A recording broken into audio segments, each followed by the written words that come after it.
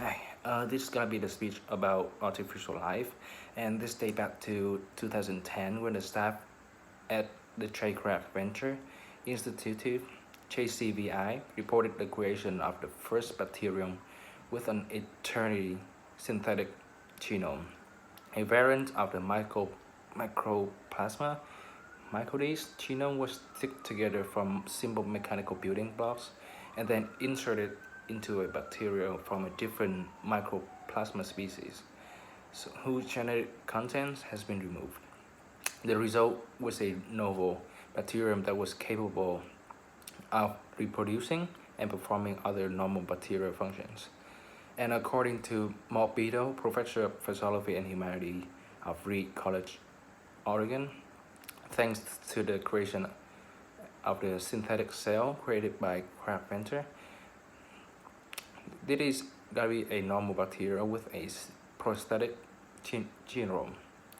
So, as the genome is only 1% of the dry weight of the cell, only a small part of the cell is synthetic, but the genome is pivotal because it contains the heredity information that controls so much of a cell structure and function. So we in the community, in the science community, consider it is a big step toward the future of humanity in terms of medication and biological research, because this means that we are able to create life out of mechanicals and in our own ways. But will this be morally appropriate? Well, I think yes, in a short answers. But we have to look into the bigger picture about what we're dealing with.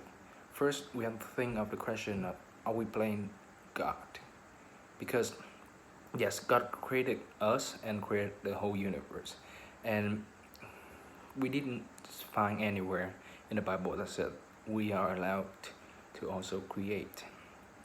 However, the irony of that is that God given us the gift of innovation, but we are using that innovation to approach a so-called forbidden realm of God's ability for creation, according to, and I think, I think we are not really approaching a so-called forbidden realm. We're just simply making the most out of God's gift, and this applies the same for the creation of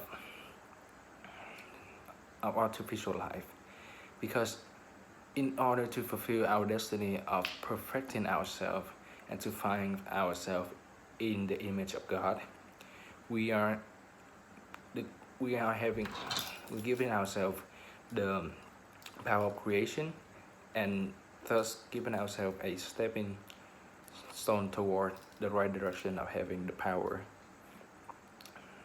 of fulfilling the God's will. And according to Dr. Chula Hader, Associate Dean of Honor College in Baylor University, she also thinks that this is not a violation of the moral code, or the church study against it, because we are not creating life out of nowhere. We are using what we have in our hand to create. However, being said, we are also skeptical about whether or not we will be using it in a proper manner, and if we are not careful, we will be walking the road of self-destruction, as our arrogance and greediness of some human beings will drive us into a worse future. Take a look at the nuclear bomb. What if the nuclear bomb was falling into the wrong hand and it was misused? Then we won't have us today. Our Earth will be gone.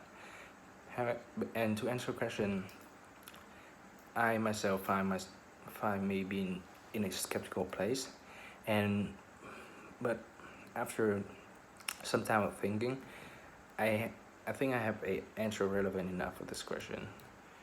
So I suggest the theory of direction of fit by Elizabeth Anscombe suggests that desire themselves are not true or false. So, though they may be based on belief, which are true, what are they true or false? In accounting for differences between speculative or theoretical knowledge and reasoning and practical knowledge and reasoning. So, in order to apply the theory of direction of fit into the art and the skeptical future of artificial life, we will. I hope that however scary it is, we will be able to walk an unguided path full of obstacles, with us humanity having each other adopt artificial life and to push ourselves toward the higher level of science and humanity.